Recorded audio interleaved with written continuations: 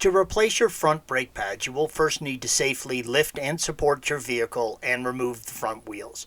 For additional assistance with that task, please follow the link provided at the end of this video.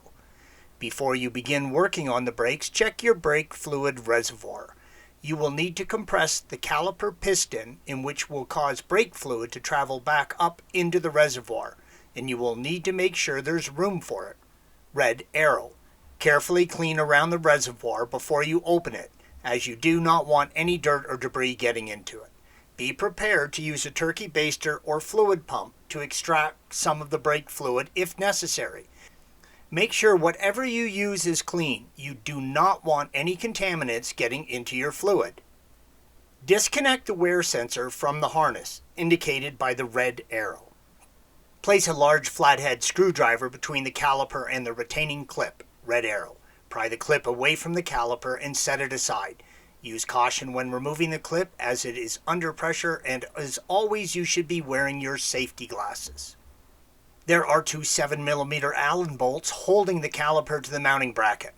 They should be covered with plastic caps, but our project car did not have them. If yours have them, remove the covers, then remove the 7mm Allen guide bolts, red arrows. If you are reusing your guide bolts, check them for wear and tear, red arrow. It is a good idea to clean them up with a Scotch-Brite pad and put a little white lithium grease on the smooth part of the bolt, red arrow.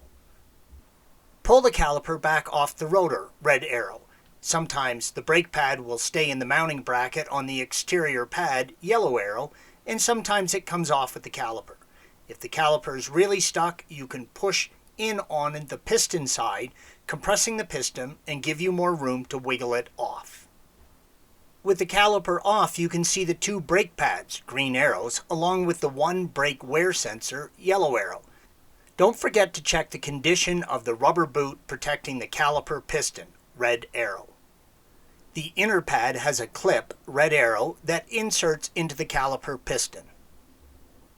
The new pads will be thicker than the old ones and will necessitate pushing the brake piston back into the caliper to make room to get them over the disc. Use a large C-clamp, yellow arrow, and one of the old brake pads, red arrows, and compress the piston, green arrow, back into the caliper. Don't forget to check your reservoir for the fluid level. If your pads do not come with a peel-off anti-squeal pad on the back, you may want to apply a little anti-squeal paste to the back of your pads.